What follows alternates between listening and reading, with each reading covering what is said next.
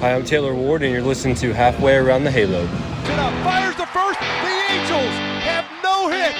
The Seattle Mariners racing back to the track. Gone! Big fly for Mike Trout. There it is. Hit number 3,000 for Albert Pujols. Gone! Big fly, Ohtani shot. Walshot leaps up, and he got it. Oh, my! Taylor has no hit. The Minnesota Twins. Anderson, the Angels, world champions. Hello and welcome to Halfway Around the Halo, the LA Angels UK podcast. I'm Nick Wright. This is Season 8, Episode 4, and we're delighted to be back to talk about more Angels baseball with a bit of a British twist. I'm here once again with Toby Barnes. Toby, how you doing? I'm all right. Hopefully I don't sound too hoarse. I've just come back from a few days away in Benidorm. So, yeah, I've actually missed a lot of the Angels action, unfortunately, and, a lot of the stuff I did get to watch, I was in a bit of a drunken haze. So I've managed to catch up completely now. So I feel refreshed, even if I don't sound it. Some say, unfortunately, I would probably say you were quite fortunate to miss some of what we've seen over the weekend. But for our US listeners, can you just explain Benidorm a little bit? For our US listeners, I don't know about an American comparison. It's just a holiday resort area in Spain. The weather's normally really sunny, and there's just lots of clubs and pubs, and just go and have a drink in the sun and have a good time. And despite it being in Spain, who are the biggest clientele there? When you're it's full of Brits. Full of Brits. It is very much Brits abroad in Spain, Benidorm. I'm glad you survived it and made it back to us and managed to catch up on some Angels baseball. That's always good. If you're listening to this now, if you're watching us on YouTube, can you go hit that subscribe button, please? Slowly but surely, getting people just to hit that button, it really helps us out. So thanks for doing that and makes us want to continue recording this podcast, which has been going for a very long time now. Sporadically, it must be said, but for a long time. Anyway, the Angels, as we speak now, we last recorded to you after the opening series in Houston. They are now sitting 6-7. And I'm just going to pause there so that anybody watching can... I'm told there's some actions that go with 6-7. Toby and I have got a sworn oath that we would not be partaking in that because we are not that way inclined. But the Angels sit at 6-7. It was a mixed homestand. The Angels obviously came into it with a losing record. They've come out of it with a losing record, but we did win the series against Seattle. And then we lost the series against Atlanta, having taken game one. We had a 3-game win streak in the midst of this, which is always positive. But we're going to talk about some of those pros, what I've seen over the course of that homestand, some of the less positive things, I think. Some of the things that we feared may be appearing this season are very much coming to fruition early, I think. Plenty of time for things to turn around, but I don't think there's a load of surprises in there so far. But Toby, just some initial reactions to the homestand, and actually just seeing baseball back at Angel Stadium again, which I was so jealous of. A home opener, etc. Just seeing everybody on that red carpet enjoying themselves. Very jealous. Yeah, I do think the weirdest thing for me was they had the first game at home, but that wasn't the official home opener, which I thought was really confusing. I don't know about you. Like, your first home game is your first home game. You can't celebrate being at home after you've already played at home. But that's kind of semantics either way, I guess, because kind of the second home game was actually like a Friday evening. So it's kind of like, well, we'll do it on a day where more people are going to be there. But no, it's great to see baseball back at Angel Stadium. Who knows how long it'll be there for? That's a whole separate other topic. But yeah, some few highlights. Plenty of lowlights, but that's life as an Angels fan, right? Yeah, it very much is. We have come to terms with that. I mean, I think the home opener was exactly how you'd expect it to go. It became very flat. It was very much a pitcher's duel. It went to extras. Detmer's actually pitched really well, and I want to talk about some of the individual players a bit later. Detmer's did go 6.2, 3 hits, no earned runs, K4, and actually managed to get deep into the game, which is what we wanted him to. Then he got to extras, and the bullpen immediately blew things. Brent Suter just gave up 3 runs pretty early on in those extra period, and we were unable to recover it. But I think that sort of sums up everything. I don't know what else you saw with that home opener, but there was the flyover that went completely wrong. Just for a second year in a row, just completely misjudged where it was supposed to be and went to the left of the stadium as you're facing out towards home play.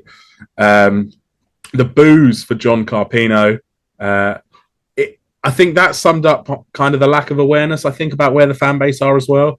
All off season, we talked about Artie Moreno. We talked about his perception of what the fans want and their views on him almost.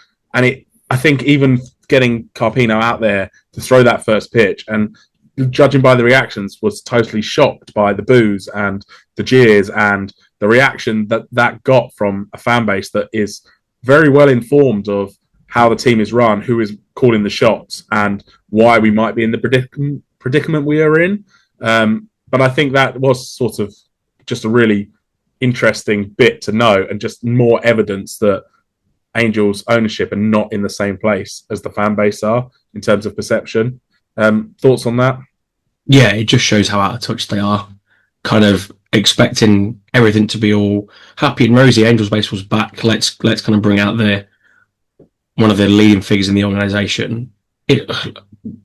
We've kind of spoken endlessly how Arthur Rowan doesn't have a good grasp on the fan base and kind of what they want most. There was obviously the survey that went around and they said, we've done surveys, they care about value more than anything else over winning. And it's just, I think everything just that epitomised everything, thinking that it would go perfectly well, and it didn't. It just sums them up completely. Yeah, and I don't think things are likely to change now. I mean, obviously it's moved on to Molly Jolly. I've no opinion, no thoughts, don't know anything about her. I know she's been at the Angels a long time. It feels like more of the same, but let's hope that she puts her own stamp on things and maybe takes the team in a different direction under her leadership. Won't hold my breath. But anyway, that first game, it was disappointing to see the Angels blow another. And actually at that point, they dropped to 3-5 on the record, which led us to game two. And actually, there's so much to unpack from game two. One, your boy Jack Kay, a bit of an unfair battle because Ryan Johnson is now on IL and he had a viral illness. But Jack Kay actually went 5.2, just gave up the 4 hits all day. There were no earned runs. He K'd 7. He looked much, much better in that start at home. However, he was slightly fortunate in that stat line was massively aided by a certain Jordan Scott Adell. And I don't know if you were able to catch this when you were away, but phenomenal performance from Adell in the field. We've all seen the clips. We've all watched this back. But what a day. The best individual defensive performance I've ever seen in my time watching baseball, hands down. To rob not 1, not 2, but 3 home runs in the manner he did, all leaping, all the athleticism was just off the charts. We know he has that in him, but to put it all together in one game and put on a performance like that to help the defense, and actually it led to a Angels 1-0 victory with Zach Neto hitting that leadoff home run and then no other offense. But Joe Adell, talk to me. I mean, he's finally putting it all together. We were hoping it would happen because the potential was there to him to kind of blossom into this kind of player that we're seeing now. And the defense looks improved. He looks better at the plate this year. Obviously, we'll talk about individuals a bit later on and kind of as a whole, but he's putting back to ball a lot more and he's robbing those 3 home runs. His glove is rightly off to Cooperstown to the Baseball Hall of Fame to be displayed as the best defensive performance by an outfielder to ever exist and probably ever will. I can't imagine another time where a player's even going to have the opportunity to get 3 home run robberies, let alone actually do it. So, no, just absolutely incredible from a guy that we've wanted to see this from for a long, long time. Definitely. I mean, I think we can talk about Joe now. I said previously, I think I've been such a tough critic of him. I wanted him actually off the team at some point at the beginning of last year, I think it was. I just wasn't prepared for what we've come to see. But I do generally feel, and maybe this is now going to be the point where things turn around again because I'm on board, but I have seen like that genuine growth, genuine development as a baseball player. And he's becoming a leader for this team. He's becoming I think, a big part of the future of this team. When you've got all of the tools he has and you can put it together, he's the only guy so far this year that is now hitting for average for the Angels. I think he's hitting over 300. The next best is like Neto or Shanuel, who are hitting like 230, 220. Adell's over 300. He's putting it all together. He hit his first home run of the season in the homestand.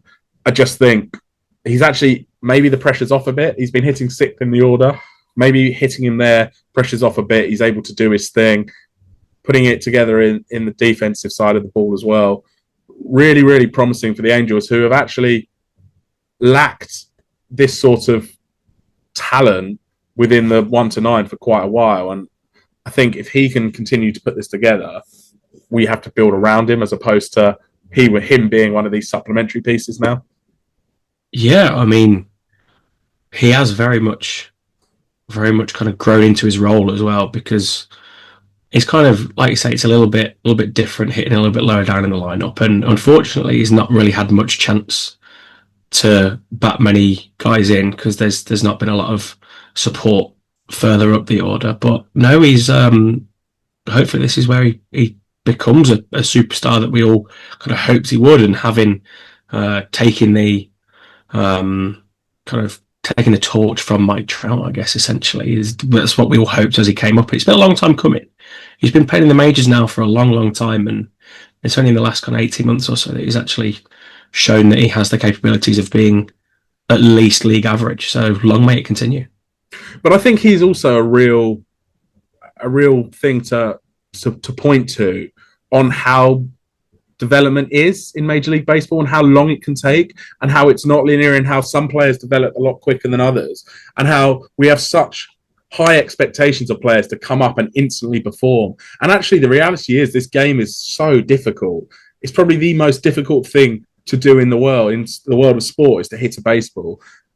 And yet we expect like instant performances, particularly from a franchise where the development is not seen as the best across the industry. We're not seen as a franchise that develops guys really well. So actually the expectations we place on players as fans are quite unfounded and unfair at times to guys who are still working their way through the game, are still figuring things out, are still figuring out how to get the job done against world-class pitching. And so I think we do need to take a step back at time, and we're all as bad as each other for it. Like 2 good weeks are the next best thing, 2 down weeks and DFA them, get rid of them, whatever.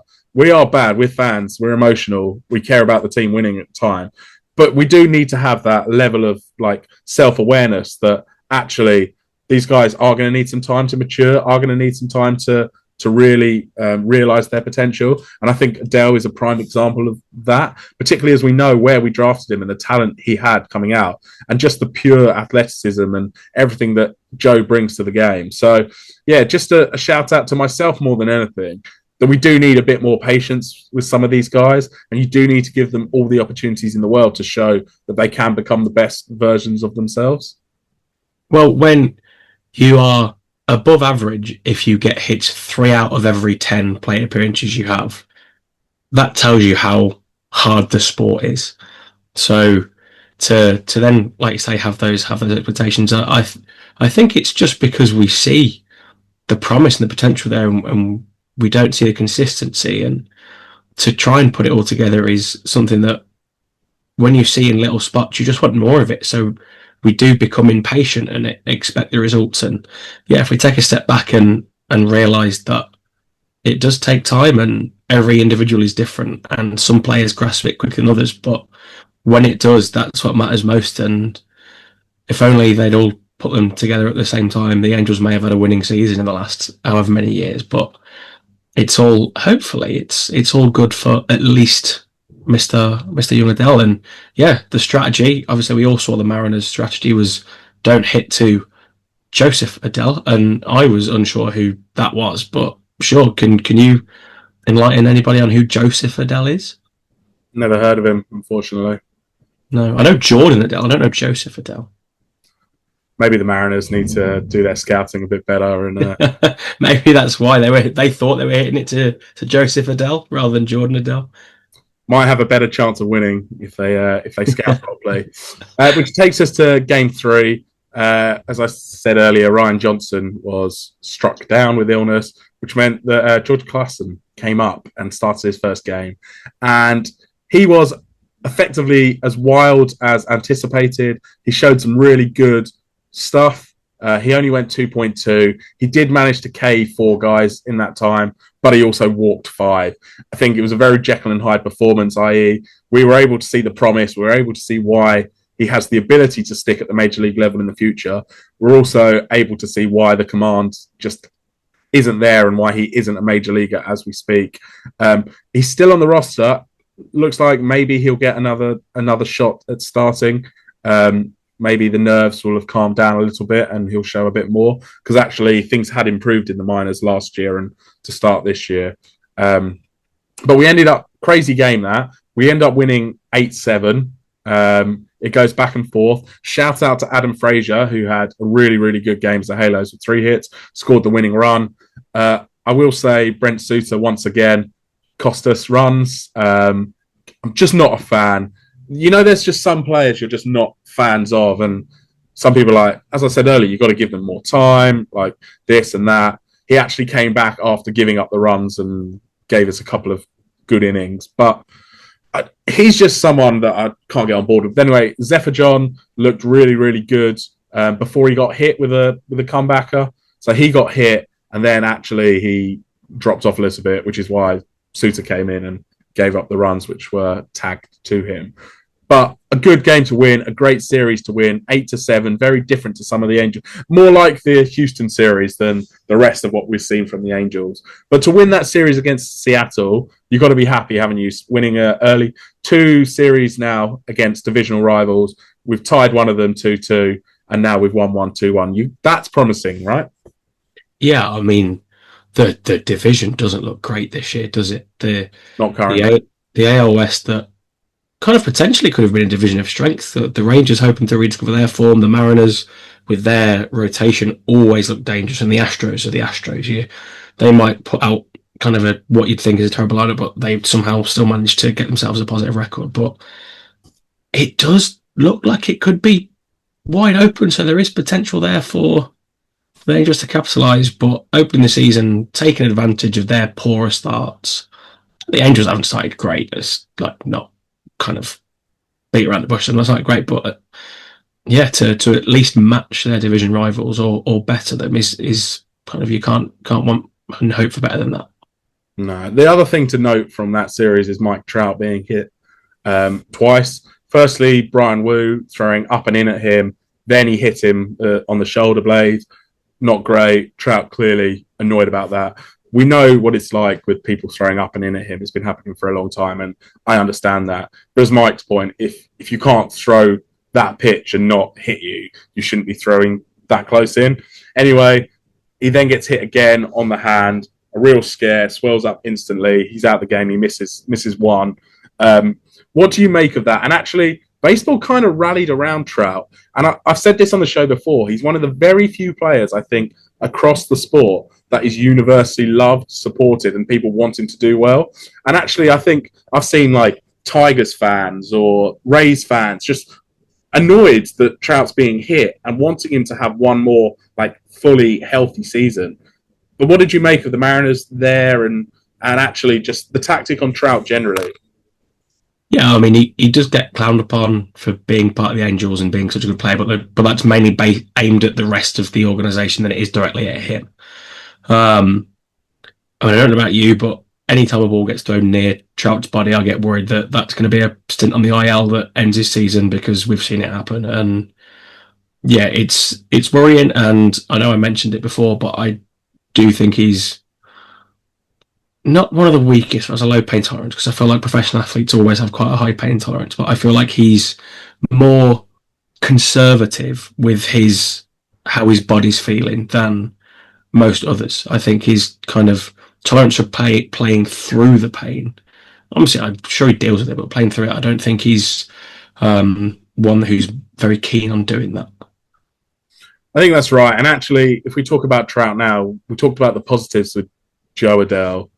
I think we were a bit premature on the halo in episode 3 in saying that Mike Trout is back, because since that Houston series where he started on fire, he has been in a massive slump. He's down to 190, hasn't hit another home run, hasn't stolen any more bases, hasn't driven anyone in. He's had quite a few opportunities, particularly in this Braves series games 2 and 3, where he had opportunities to drive guys in and hasn't. He's been swinging through the high fastball again. I think he might have been beyond the halo. I think I saw someone say this, but maybe it's time for us to talk about the fact the hit tool might have just gone. Like, he's still going to have the power. He's still going to connect with them. He's still going to get through. He's still going to take some walks and get on base. But in reality, is he ever going to hit for average again? Not sure. It's been quite a long time since he has. And you see the way he swings through pitches in the zone now, or actually, sliders or high fastballs or whatever it is. He does not look, and it's funny to say because it's such a difference to what we saw on that opening weekend. But like what we've seen since then has just been quite a struggle. And I think maybe in the Brave series, the hand is clearly still hurting. I think he's probably playing through some of that pain. To what level, I don't know. But he said it was really swollen up. I actually feared that he was going to be out for quite a while like you did. He's playing through it, but probably uncomfortable. But either way, I think we do need to, as much as we really, really want him to be Mike Trout, I don't think he is. I think he's Mike Trout light, and he's still a really valuable player for the Angels, but he's not that superstar. He's not Aaron Judge anymore. He's not going to deliver on that level of performance that he used to. It's a shame, isn't it? It really is a shame to see his superstar. But as you say, as fans, we are so reactionary. So after the start that he had, he was so incredible, and then now he's not, and now kind of the sky's falling on Mike Trout as a player. So I hope that even if he sets around somewhere in between the two, I'll more than happily take it. But unfortunately, obviously you play more games at home than in any other ballpark, and he's not looks great at home. And Houston wasn't a place he hit very well traditionally, and then did. So he thought it was the sort of times changing. And now he can't hit at home. So hopefully this kind of time away from home that is upcoming will do him some good. Yeah, I'm sure he will come out of this slump. He'll hit a few home runs and he'll be back again, and we can praise him and talk about Mike Trout, the GOAT, and MVP and whatever else. But yeah, I think we are just at a realization with him now that it's not getting better from here. We have to be more realistic with our expectations on some of the performance. And actually, he's never been the most clutch player. I think some of the question marks from Angels fans around him have always been around that, and not getting the biggest of hits in the biggest of moments, where we possibly would have wanted him to be the one up there and then disappointing. I think they made a stat on the broadcast yesterday around his grand slams. He's hit 6 of them in his career with bases loaded. 4 of them were before 2015, and he hasn't had one since 2021, I think it was. Again, I mean, it's kind of like that early. You've got to break down Mike's career, don't you? Between that early promise, the superstar, and then what we're seeing now post like injuries and aging. Still, as I said, we're reactionary. I'm sure in a couple of weeks we'll be back on here singing his praises and talking about all the wonderful things he's done and the home runs and the runs and hopefully some stolen bases. But that's where I think we're at. So let's go into the Braves series. I'm not going to go through it game by game, but we ended up taking the first one for a 3-game win streak and then losing the next 2. Game 1 was 6-2. We'll come back to that in a minute.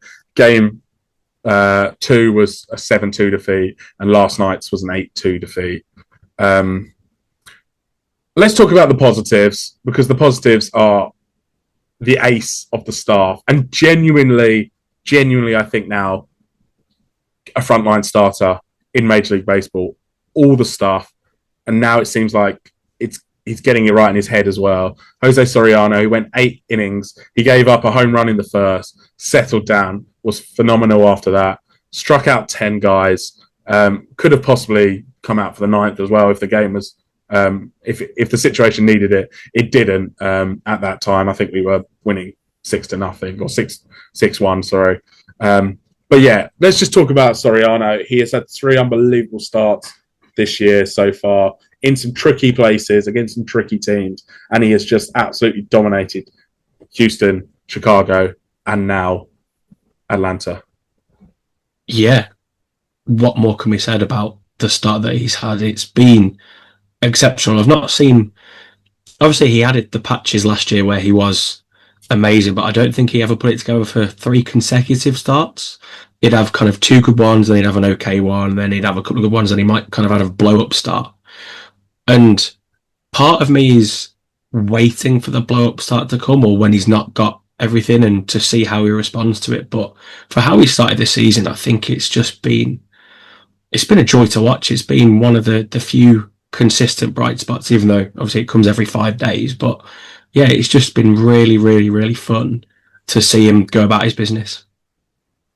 Yeah, and I think it may continue. You're right. He's not going to be perfect every game, and he's something like 21 Ks in 20 innings, won all 3 of his starts. ERA is like 0.45. It's just ridiculous start to the season, as good as anyone across the whole of the majors.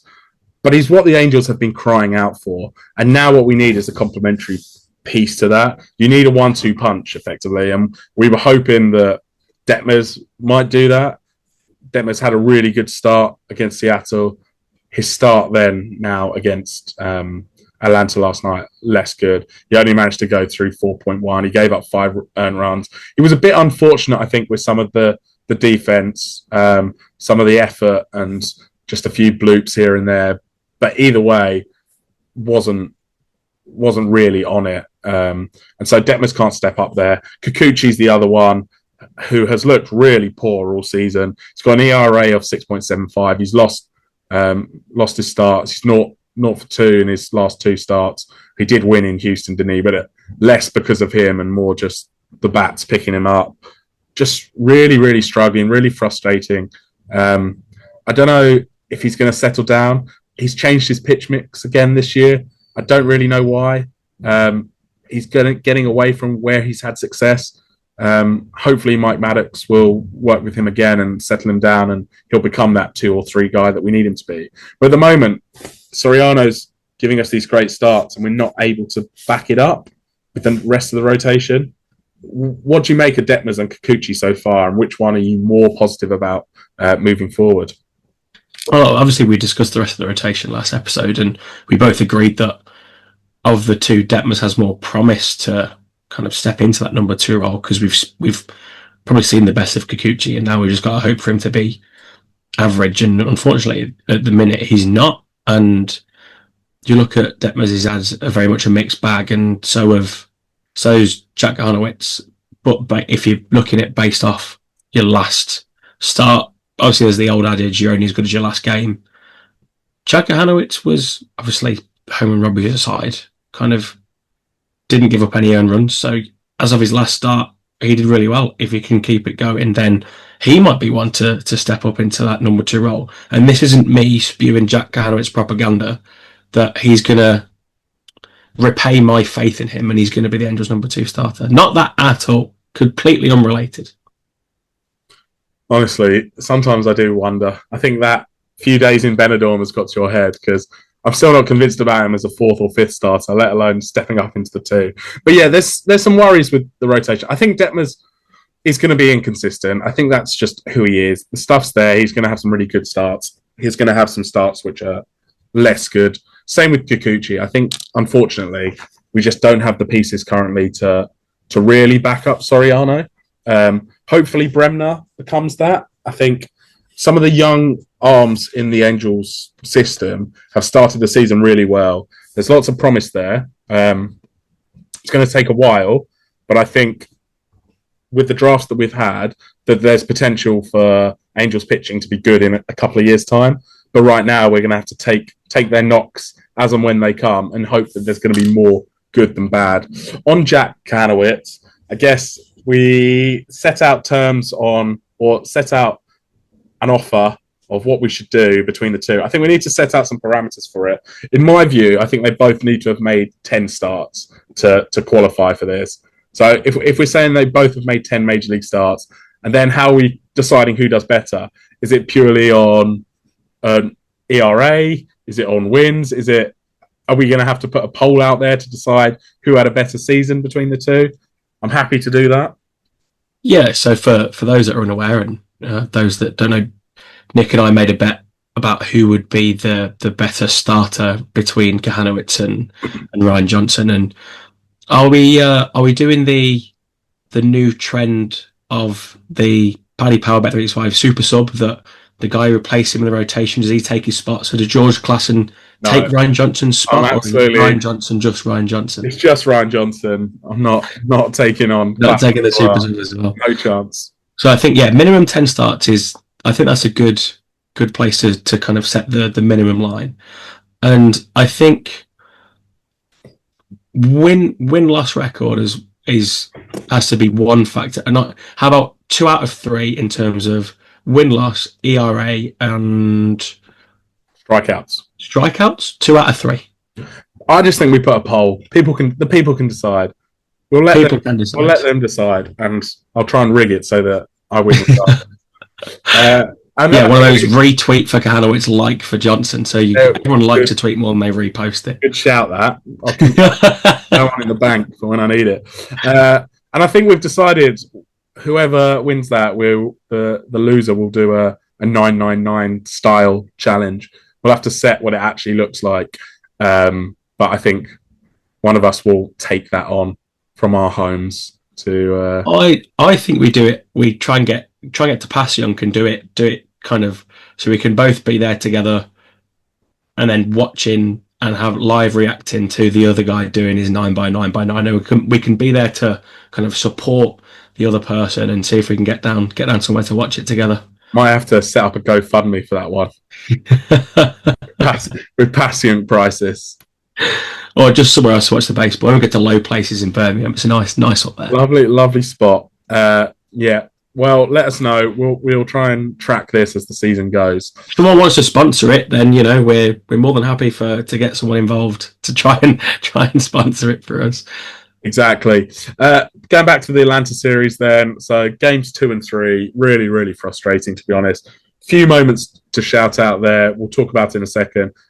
The positive, Jorge Soler hitting 2 home runs. The bat is actually looking pretty good so far to start the year, something we haven't seen from him much. The bad is he's now suspended 7 games for charging Reynaldo Lopez and having a fight. That is absolute bullshit, by the way that Lopez has got away with just a 5-game suspension as a starting pitcher. So he's not going to miss anything at all.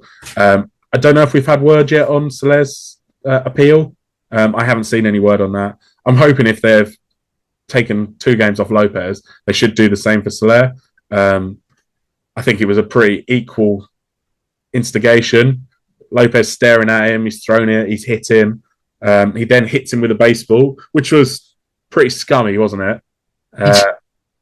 I can't believe he kept hold of the baseball the entire time. Even when it had ended, he was still holding onto this baseball. I can't believe it. It's just the craziest thing I've ever seen.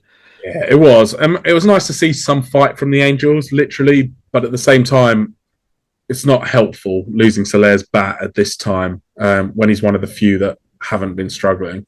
At least he wasn't fighting fans. Yeah. I guess we can take some positives out of it. Hopefully it doesn't go the same way as Anthony Rendon now as well. That's the big fear. It's always a fear. That might be something that we talk about in a little bit, though. Yeah.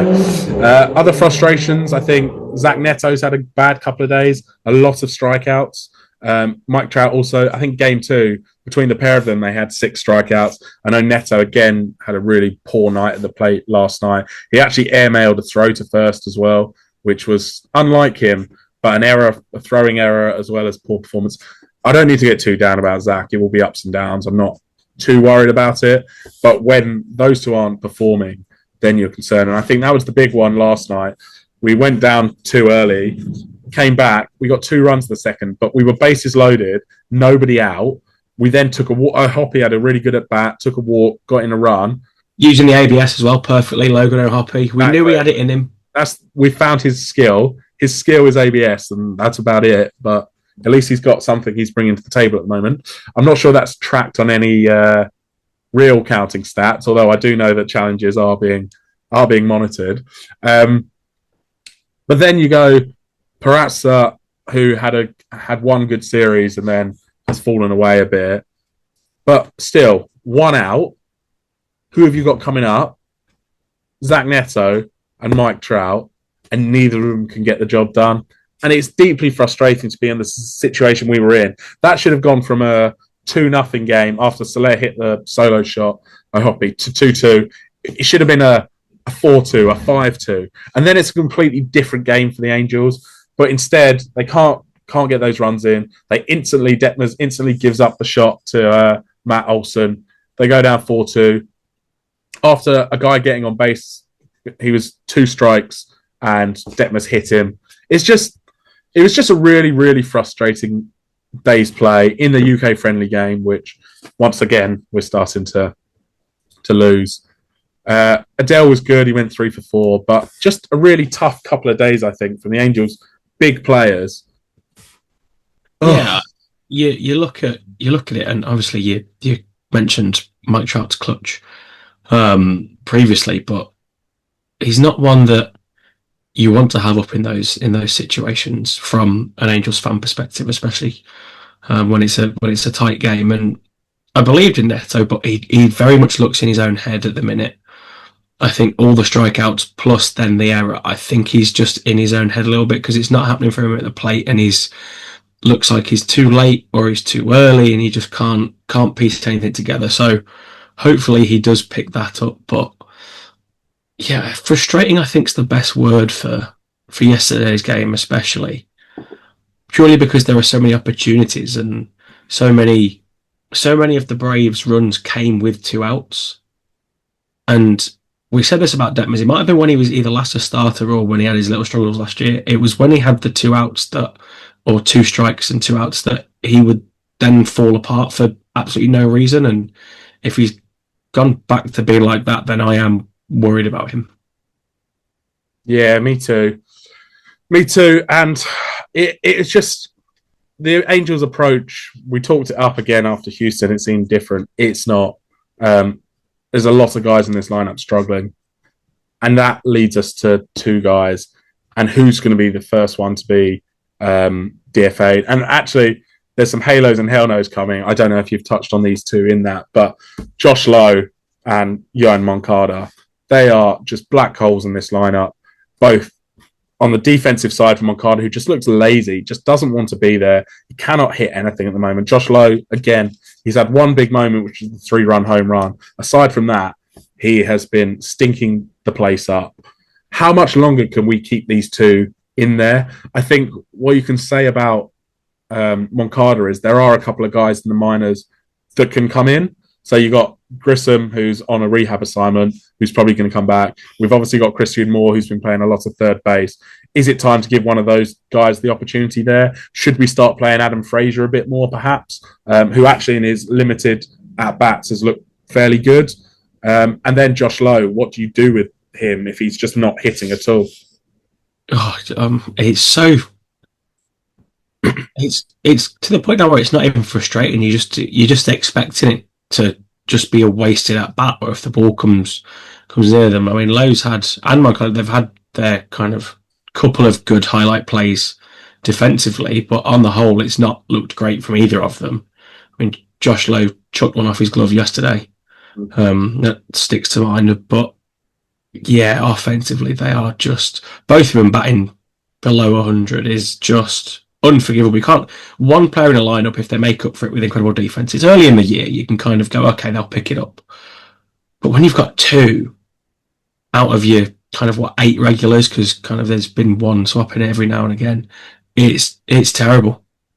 It's absolutely terrible. And how long does it last?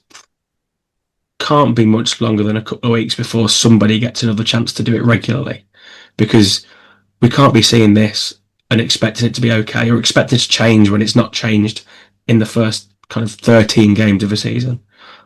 I think they have to DFA Candelario, bring up one of these guys and start them every day and put Moncada on the bench. I think they've got to do that. They can't let this season get away from them. They have to try and see if we can find a hotter bat in there, particularly because the defense hasn't been there either. So you're not actually losing anything at all. I think the Josh Lowe situation is made more frustrating by the fact that Grayson Rodriguez is still out and we don't know when he's going to be back. And B, Taylor Ward is hitting the cover off the ball. Friend of the show, Taylor Ward, and I'm so happy for him. But he started really, really hot in Baltimore. He's hitting 383. He's had still doesn't have a home run yet, though. Doesn't need one. He's hitting 9 doubles. He is just 4. He's had 2 4-hit games. Never had one as a Halo, already as an Oriole. Fair play to him. I'd love a guy like that in the middle of the lineup at the moment. Just being able to hit the ball, get on base, get to second base, drive people in. We're missing him in the lineup, particularly since the return is already looking slightly questionable when he's been injured for a very long time, and who knows what he'll be when he gets back. So very much frustrations, I think, with where things are in terms of the lineup now. There are not many guys that you are thinking are productive right now. Outside of Joe Adell, Jorge Soler's last couple of days, the hot start, it's not looking overly rosy for the Angels. It will be said we do have a very tricky opening to the season. A lot of playoff teams here, a lot of potential division winners, a lot of good teams. I think something like our first 27 games are quite challenging. And actually, to be 6-7 isn't the worst thing in the world. We got a really big 7-game road trip now, though. So we got 3 with Cincinnati, who I think have started fairly well. And then you got 4 with the Yankees, as we always seem to do in April at Yankee Stadium. How do you see this road trip going? What are the keys for you in terms of the Angels for the upcoming road trip? And what record would you be happy coming out of that with? How do I see it going, to put it mildly, not well? I think we have 2 good games because Soriano is expected to, I think he's due to pitch twice in the next kind of slot of games. So I think there'll be 2 good games and they'll be the ones that Soriano pitches. Well, that's what I'd hope anyway, because I think one of the really good stats so far is that when Soriano starts, the Angels are 3-0, and when he doesn't, the Angels are 3-7, which is not great to say the least. So I think they do well. What do they need to do? They need to get back to being more patient. There's just swinging through too much stuff again, and guys need to find it and use the time away to try and recover some composure at the plate, especially at the top of the lineup. And what would I be happy with wins wise at the next 7? I'd be ecstatic if they win 4. I'd be happy if they win 3, to be honest. Yeah, I think I'm with you. I'm just trying to do the mental maths in my head, by the way, and I think Soriano might only have 1 start because you'll have Kahanowitz and then Klassen or whoever is in that slot, which means that Soriano will go on the final game against Cincinnati, and then we have a 4-game series with the Yankees where he wouldn't start until... There's an off day in between, isn't there? So if kind of Klassen, they might skip him. If they skip, there's a possibility, but at the moment, I think you might only get 1, and then you have Soriano for that first game back at home against San Diego. I think 3 or 4 wins I would also be comfortable with. If you can get 4 and get back to 500 by the end of the road trip, I think that would be a fantastic place for the Angels to be in. Do I think that will happen? No. Cincinnati are 8-4 to start the year. They look really good. They got some great young pitching. I think we got Chase Burns up first against Kahanowitz, who has started the season really well. I think we'll lose both series. I think realistically, 3 wins is the max. And I'll go for it. Let's say I think we maybe take 1 from Cincinnati and 2 from the Yankees. But I actually think we might take 1 from the Yankees and 1 from Cincinnati and lose both of those series. Unfortunately. Yeah. I mean, Chase Burns has looked fantastic to start of the year. Obviously, he's the Reds' young pitcher. I think he's pitching to kind of a sub-1 ERA through his first couple of starts. And he's got it. And then Not sure who's in between, and then Andrew Abbott, who's a good young lefty for the Reds as well. So, yeah, I'm not too confident about that. And the Yankees at Yankee Stadium is, yeah, another. It's a whole kind of different ball game when you're playing at Yankee Stadium. Yeah, let's see. We'll go on the road. We'll hope for the best. We were decent in Houston, pretty miserable in Chicago, but those conditions were not fit for baseball, quite frankly. So I won't read too much into that. But let's see how that goes. Halos or hell no's? Have we got any today? Halo or hell no? We certainly do. However, we've kind of touched on some things, so I might have to have a couple that just come completely off the cuff. So the first one, which was a slightly positive note, this was one of my pre-season Halo or hell no's, and you were very much a hell no on this one. So we'll try again. We're through the first couple of weeks now. Jose Soriano will get at least one Cy Young vote. I don't want to jinx him, so I'm still going to stick with hell no. But things are looking brighter on that front. It's a long way to go. It's 3 starts. It's a very long season. The Angels are going to be bad all season. I'll stick with hell no, but fingers crossed. Love what I've seen from him so far. We'll stick with another slightly positive one before we dip into the negatives. So Joe Adell's obviously, as you mentioned, the only Angels hitter who's hitting over 300.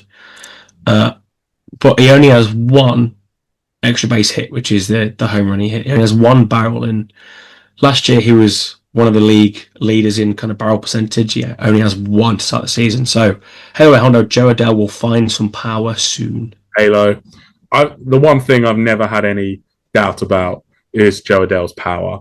And actually, it's really promising that he's still hitting 320, still finding ways to get on base and contribute without the power being there. The power can wait for now. I'm happy with how he's performing. But yeah, I've got no doubt in my mind that home runs will start flying, the doubles will start flying, the power he'll start barreling them up. So yeah, Halo. Next one is slightly jokey, but also slightly serious. Third base is a cursed position for the Angels. Halo. All the evidence suggests so. We haven't had a decent third baseman for quite a long time now. Escobar, probably. It's just incredible how it doesn't matter who's been there. Like I say, in pretty much in my entire fandom, it doesn't matter who's there.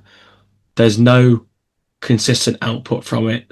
Players just seem lacking energy, desire, commitment when they play third base. It doesn't matter who's been there. There's just been nothing, and it's.